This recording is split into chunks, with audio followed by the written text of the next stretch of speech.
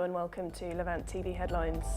The World Food Programme has suspended food aids to more than 1.7 million Syrian refugees in neighbouring countries, blaming a financing crisis caused by unhonoured cash pledges. Washington has ruled out any imminent plans to create a no-fly zone along the Turkey-Syria border, brushing aside reports that US officials are in talks with Ankara about a refugee safe haven.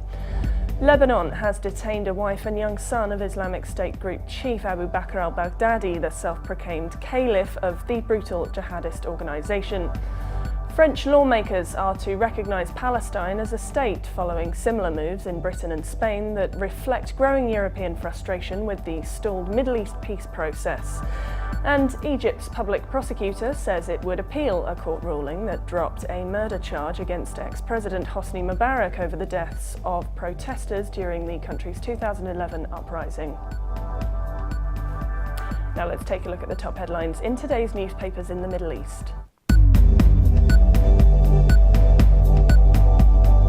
From Lebanon, the Daily Star leads reporting that security sources say the Lebanese army has arrested one of ISIS leader Abu Bakr al-Baghdadi's wives on the Lebanon-Syria border.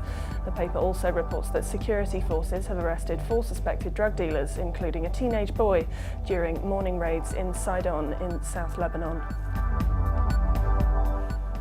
From the UAE, the Khalij Times leads reporting that the UAE's President Sheikh Khalifa bin Zayed Al Nahyan has affirmed that safeguarding the Union experiment is a national goal and requires both the leadership and people to maintain unity and solidarity.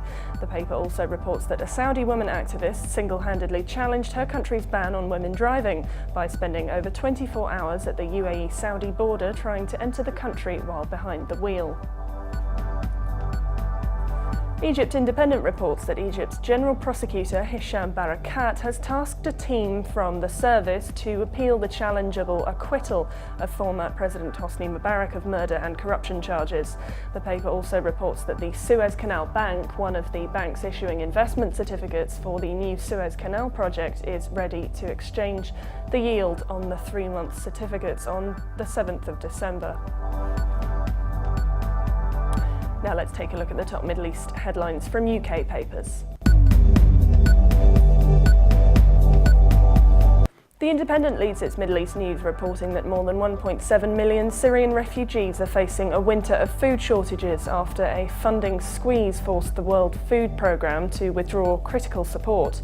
Syrians displaced across Lebanon, Jordan, Iraq, Turkey and Egypt were given food vouchers by the WFP to spend in local stores, but now it has had to shut down the scheme, saying it can only be reopened if a shortfall of £40 million is met.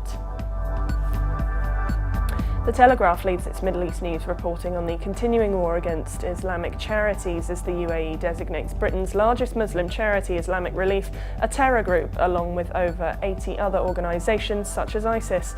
The paper called the charge against Islamic Relief completely ludicrous and defamatory. The Guardian reports that an Australian national is among 7 people arrested in northern Lebanon on suspicion of having links to terrorist groups and being in the country illegally, according to the Lebanese army. The man was arrested on Monday along with 6 Lebanese nationals in an army raid in the Koura district as part of the prosecution of wanted suspects.